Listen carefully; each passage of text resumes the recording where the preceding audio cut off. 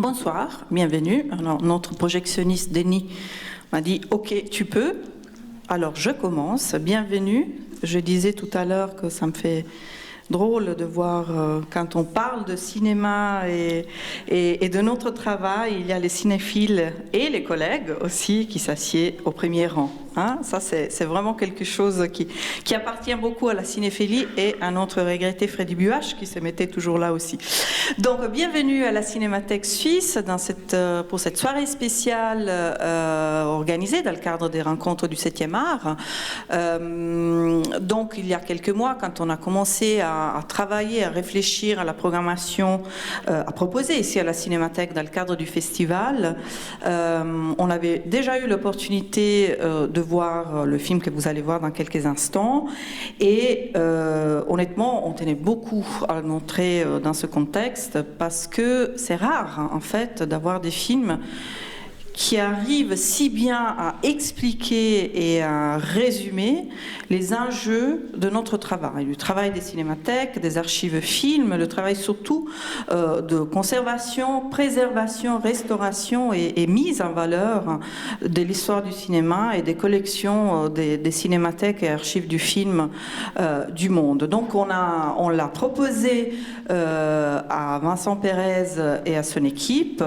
D'ailleurs, il y a une partie de l'équipe des rencontres qui est là, Olivia notamment. Tu l'as vu aussi, Olivia, et puis on a eu tout de suite un oui, on est d'accord, parce que vous le verrez en fait, non seulement ça va peut-être vous éclaircir un peu sur ce qu'on fait en fait, parce que souvent ça reste un peu un mystère ce qui se passe dans les archives films, mais surtout parce que je pense que grâce en fait au travail de sa réalisatrice, ça résume très bien en fait les enjeux du passé par rapport à l'histoire du cinéma et à la conservation du patrimoine cinématographique dans le monde, mais explique aussi très bien en fait les nouveaux challenges creuse-tête qui nous font pas dormir la nuit ces dernières années pour différentes raisons, vous le verrez. Et donc voilà, c'est un plaisir de vous avoir ici. Je vous rappelle en plus que demain à 18h, toujours à Paderewski, dans le programme des rencontres, il y aura un débat autour de ces problématiques dans lesquelles vont participer des personnes que vous allez voir dans le film. Il y aura aussi Caroline Fournier, qui est la responsable de notre département film, donc à la Cinémathèque Suisse. Il y aura aussi des interventions online, dont Walter Salles. Et donc voilà, si ce que vous allez voir vous intéresse, je vous invite à venir participer à la discussion aussi demain ici à 18h. Et puis c'est avec un grand plaisir qu'on a ici la réalisatrice ce soir, Inès Teharia Terran, que j'invite à me rejoindre avec notre Massoumé, que vous avez peut-être vu dernièrement ici, il y a quelques mois, quand on a fait la première des Sibéria d'Abel Ferrara. C'est une soirée fille, pour une fois. On a une réalisatrice, ça nous fait très plaisir. Bienvenue Inès et bienvenue Massoumé. Merci beaucoup. Je suis désolée que je ne parle pas bien le français, mais fantastique traduction ici. C'est pas grave, on est là pour ça. Et j'adore cette tradition. Oui, c'est ça. Alors peut-être juste un mot sur ton parcours. Alors Inès est réalisatrice, documentariste, elle a étudié le cinéma, l'histoire du cinéma, elle enseigne aussi le cinéma et puis surtout elle a collaboré avec pas mal d'archives films, d'où je suppose, elle nous le racontera, l'idée de faire ce film parce qu'elle est spécialisée non seulement dans l'histoire du cinéma mais aussi dans la préservation du cinéma. Je ne sais pas si tu veux dire quand même deux mots d'introduction. Yeah, we realized that there was a need to explain why film preservation exists, because we all enjoy films, we all like films. We think we know what a film is, or we tend to define it constantly, but it keeps changing. So we thought that we should try to express what's this job that has allowed us to have a film history. Without film preservation, we wouldn't know our film history. Films wouldn't exist, wouldn't have survived. Very few have survived, but even fewer would have made it to our days. En fait, on s'est rendu compte qu'il y avait un vrai besoin, une vraie nécessité d'expliquer pourquoi la préservation et la conservation du cinéma était importante, puisque finalement ça a l'air assez anodin. On aime tous le cinéma, on aime tous les films, on croit qu'on sait ce que c'est et en quoi ça consiste, mais finalement il y avait une part d'inconnu ou de manque d'informations sur ces métiers, ces enjeux, comme vous disiez, ces métiers qui permettent la conservation du film, qui font qu'en fait les films du passé nous sont parvenus. Ils ne sont pas nombreux, ce n'est pas du tout un chemin sans heurts, mais malgré tout, s'il n'y avait pas eu cette démarche de conservation et de préservation des films, il y aurait encore eu moins de films qui seraient arrivés jusqu'à nous. Donc l'histoire du cinéma existe grâce à cette démarche. And finally, it's also kind of an homage to all these people who have worked many times in the backstage of film history. We don't see them, it's like the Cinémathèque Suisse. Lots of people working constantly, year after year, from Freddy Buach and before to you. The constant work of all these people all around the world, communicating, collaborating, and trying to keep film alive. So it's also that. Et puis il s'agissait aussi pour moi, de rendre hommage à tous ces gens qui travaillent dans l'ombre, qui travaillent dans les coulisses de l'histoire du cinéma. On ne sait pas en fait quel est leur rôle dans la préservation et dans l'histoire du cinéma. Et en l'occurrence, par exemple, la Cinémathèque Suisse ici, Freddy Buach, mais aussi tous ses successeurs jusqu'à vous aujourd'hui, c'était une façon de mettre en lumière et de rendre hommage à votre travail. Et pour ça, on est vraiment reconnaissant. Et donc, je pense qu'on peut laisser les spectateurs voir le film. On va revenir à la fin de la projection pour échanger avec vous. Je suis sûre que vous aurez quand même pas mal de questions. Prenez note. Et puis, je vous souhaite une très bonne projection et à tout à l'heure. Merci. Merci Inès. Inès. Et Massoumé. Venez peut-être a little bit more here with me. Reprenez votre souffle. Beaucoup d'informations dans ce film, je sais, mais en fait Inès littéralement a ouvert un vase de Pandore. Et non seulement elle a trouvé en fait des témoignages, des témoins extraordinaires, en fait, nos collègues, en fait, beaucoup de collègues d'autres cinémathèques et archives films, mais elle a aussi pu approcher des témoins, si j'ose dire, d'exception, certains réalisateurs qui ont vraiment à cœur aussi la question en fait de la restauration, de la conservation du patrimoine cinématographique. La première question que j'aimerais te poser, Inès, c'est que justement, tu as fait un travail incroyable pour trouver le juste registre, le juste rythme pour, si j'ose dire, vulgariser et résumer notre univers, l'univers des cinémathèques. Mais tu as trouvé aussi beaucoup de monde disposé et disponible à se raconter et à raconter son quotidien. Combien de temps ça t'a pris pour faire ce film? Thanks. Well, first, the idea to kind of compress everything, which was hard, and we could have chosen even more stories and things to tell. The idea was, like, sometimes there's this idea, and I heard something, a comment, like, oh, cinémathèques, they're very sleepy places, film archives, nothing happens. And oh, really? That's a challenge. So we went there, so that's why the pace is pop. So there's lots of information and things that we don't know and we're not aware of, that every film archive has lots of stories to tell. And there's a, and so it was like a mosaic, and it's also very international. It's also a very collaborative job. That's why we reached out to all these individuals who were willing to tell their stories. Je dois dire d'abord que ce choix de compresser, d'essayer de condenser un peu toute cette masse d'informations, ça a été un choix qu'on a dû faire, mais auquel on aurait pu aussi renoncer. Ça aurait pu être beaucoup plus étendu et on aurait pu intégrer encore beaucoup plus de genre, de réflexion, c'est à l'infini. Mais je dois dire que le point de départ, en fait, le déclic, ça a été quelque chose qu'on entend, que l'on a entendu, qui est que finalement, toutes ces archives de cinéma et toutes ces cinémathèques, c'est des endroits très poussiéreux, ronronnants, où il ne se passe rien. Et je me suis dit, tiens, si vous croyez ça, je vais vous montrer. Ça, c'était en soi un défi intéressant que de prouver qu'au contraire, il s'est passé beaucoup de choses et de révéler un peu le fonctionnement de ces univers, les métiers que ça englobait, etc. Et puis, je dois dire que c'est un projet aussi extrêmement collaboratif et international. Donc, il fallait vraiment que beaucoup de gens différents se donnent la main et travaillent ensemble. Et donc, c'est aussi par ce réseau-là qu'on a pu, comme ça, avoir accès à des gens très différents à travers le monde pour faire le film. Actually, we don't sleep. We don't sleep at the Cinémathèque. Nous dormons jamais dans les cinémathèques. Mais donc, combien de temps ça t'a pris pour réaliser ce film? Oh yes, sorry.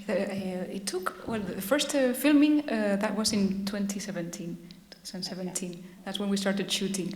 But the idea had been before and we had to combine to make it all happen. Disons que le tournage lui-même, à proprement parler, a commencé en 2017. La première fois qu'on a tourné, c'était en 2017, il y a déjà 5 ans. Mais avant, il y a eu une longue gestation et puis le fait de monter en fait, le projet. Et justement, comment nos collègues se sont prêtés au jeu? Je sais qu'il y a quand même une partie cachée de notre travail, on l'a déjà évoqué, mais parfois, il y a aussi une certaine timidité à se montrer, à raconter notre travail. Donc là, on a l'impression d'avoir affaire avec des personnes qui aiment se raconter. Mais est-ce que c'était difficile, cette approche, parfois?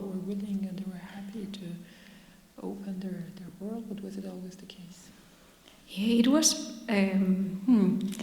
was easy because they understood what we wanted to tell. But it was difficult to approach them personally. When you reached there was a shyness in everyone. So they shut. When you reached a topic or a film that they really loved, they would open up. But when you wanted to translate into the screen, like, let's get you to know you personally, they would close. When it was universal and film or the history or how they contributed to make history happen or to rescue a film or something they had heard about or seen their colleagues work on, then they would open up again. So it was both.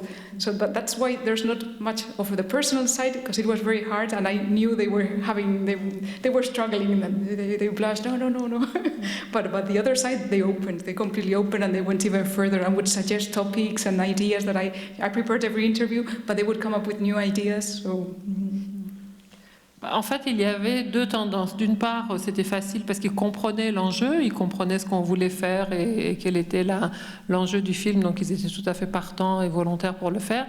Et puis, ils avaient beaucoup de difficultés à ouvrir l'aspect plus personnel. Il y avait une timidité un peu contagieuse. À la fois, moi, j'étais un peu gênée de m'immiscer. Eux se refermaient dès qu'il s'agissait d'un aspect plus personnel, de mettre en lumière leur propre personne et leur propre démarche.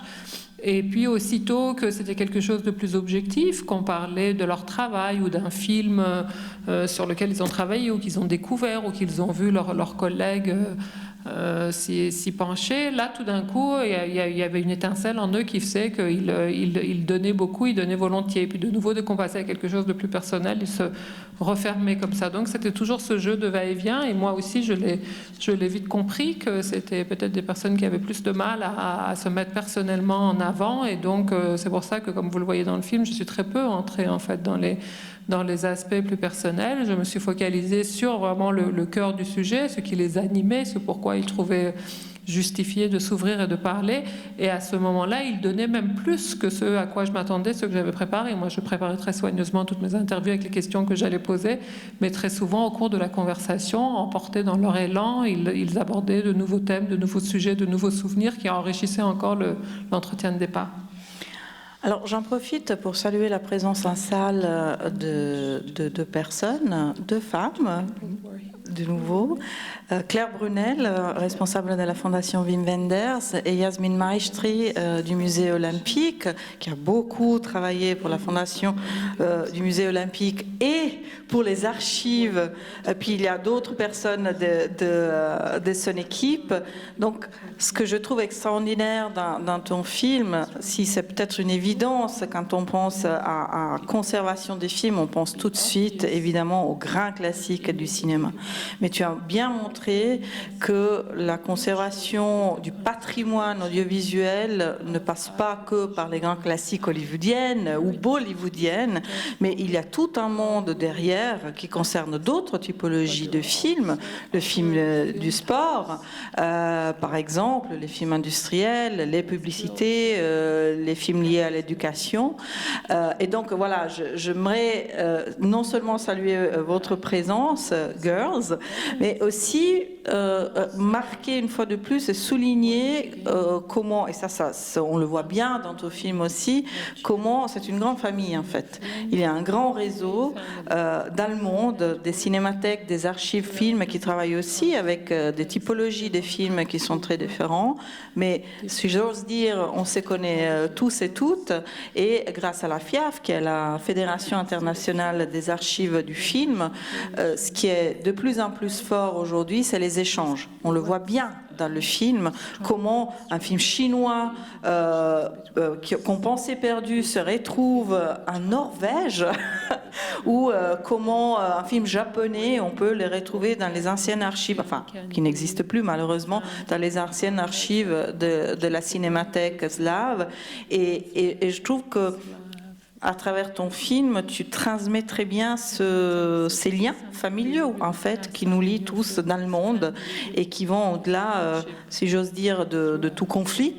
Je le dis parce que je pense bien évidemment à nos collègues des archives du film de Kiev, avec qui on est en contact et qui, en ce moment, font tout leur possible, en fait, déjà pour rester en vie, et puis, deuxièmement aussi, pour préserver le patrimoine riche et important de cette cinémathèque. Et c'est pas vraiment une question, mais en fait c'était quelque chose que je voulais remarquer. Est-ce que je suppose que tu as ressenti aussi ce lien international et familial qui nous lie tous. Tu as travaillé aussi dans des cinémathèques, dans des archives. Est-ce que tu te sens faire partie aussi de cette famille? Not sure if part, but I benefit from the work of all this community, and I was in a very privileged position to listen to other stories, and I learned in every interview. It was amazing, and what I really enjoyed was seeing this connection, this international connection, and I wanted to transmit that in a way to see how sometimes, people wouldn't sleep at 4 a.m. and they would send an email, I don't know, from the US to Korea, from Korea to Beijing, from Beijing to Europe, somewhere in Europe, South America. It would go all around the world in 2 or 3 days, just looking for a print, and they would combine all this effort. And that's really, it was very inspiring. And it's a lot of time and a lot of work, and that is, sometimes it's not recognized or acknowledged, or we don't even know. We watch a film, oh yeah, it's here, it's the whole film. No, there's a lot of work behind it, and a lot of research, and a lot of connections, and sometimes it's unpaid work, and people would spend hours working. It's not in their job description, it's not paid, but they believe in what they're doing, and they know if they don't do it, no one will, so it's very admirable work. Oui, en tout cas, moi, j'ai vraiment bénéficié de ce travail-là, de cette ouverture-là et de ce monde qui m'a été révélé. J'ai été dans une posture extrêmement privilégiée pour découvrir ce monde et pouvoir l'observer. Et donc, j'ai été touchée et je me suis rendu compte qu'il fallait montrer ça. Quand on voit tout d'un coup des gens qui, à 4 heures du matin, envoient un mail depuis l'Europe ou les États-Unis vers la Corée, vers le Japon, vers la Chine pour que ça revienne ici. Et en l'espace de 3 jours, parce qu'on recherche une une copie, tout d'un coup, il y a le monde entier qui peut se mobiliser. C'est quelque chose de très touchant et je pense que c'est quelque chose qui est non seulement négligé, mais souvent ignoré. Parfois, on ne sait pas. Bon, ben, un film est là, il est accessible. On se demande même pas, on ne sait même pas quel travail, les nombres d'heures de travail et d'efforts conjoints qui ont été nécessaires pour rendre ce film disponible et pouvoir nous le faire découvrir. Donc ça m'a paru important tout simplement de mettre en lumière ce travail-là et de dire que ce sont des gens que je trouve admirables en raison aussi d'une espèce d'abnégation, parce que parfois c'est du travail qui n'est pas payé, c'est des choses qu'ils font en dehors de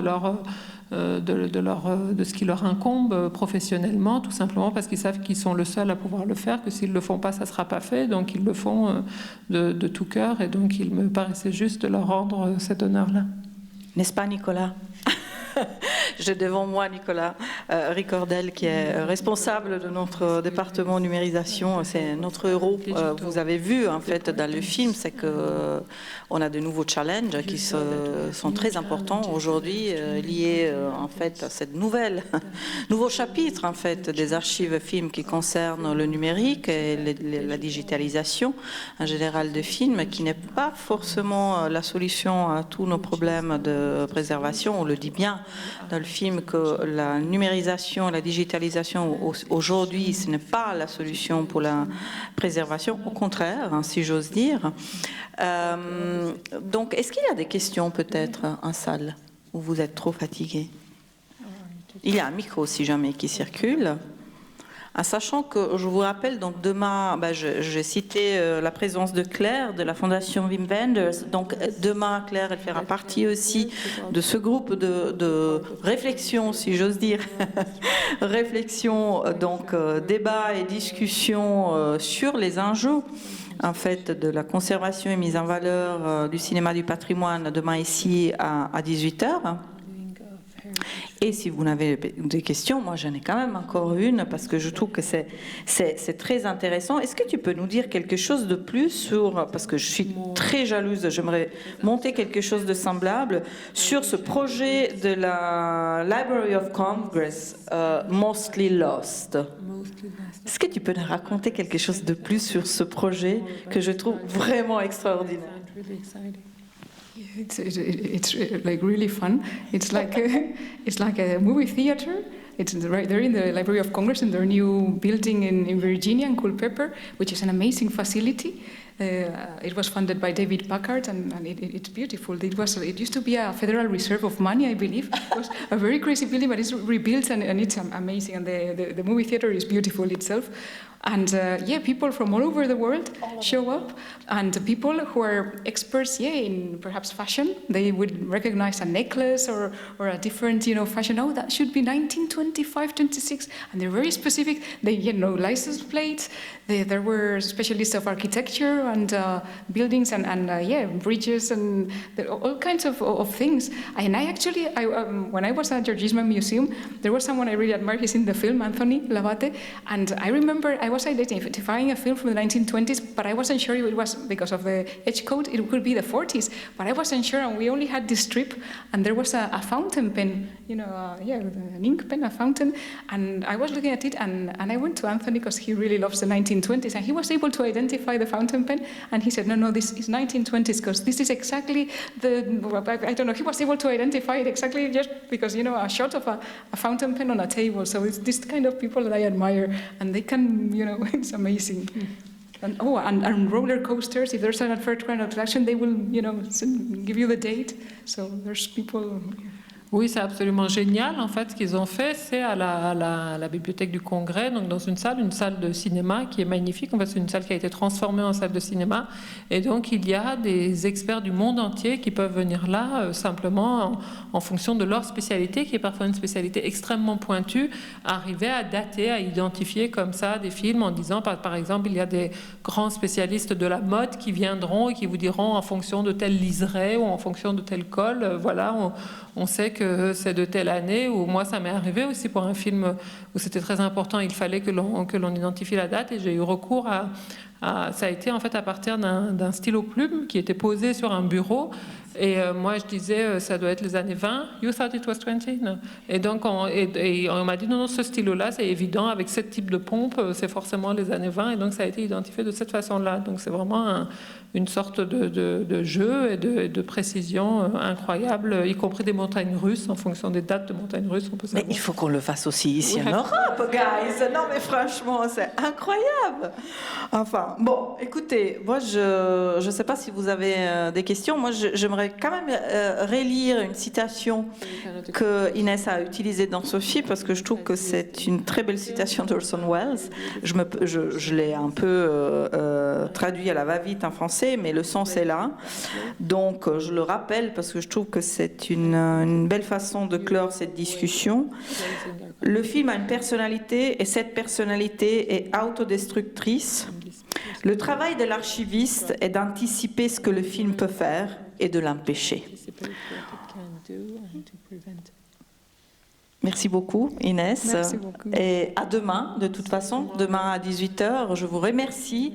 Et puis, c'est qu'un début, hein, parce que notre travail continue. Peter Bagroff, dans le film donc, de George Eastman Kodak, de George Eastman Museum, il le dit bien. Il parle de an ongoing battle, une bataille permanente. Et bien, effectivement, c'est une bataille permanente pour nous, tous les jours. Et j'espère qu'on arrive quand même encore aujourd'hui à vous montrer au moins une partie du fruit de ce travail. Merci beaucoup, une bonne soirée et à demain, j'espère.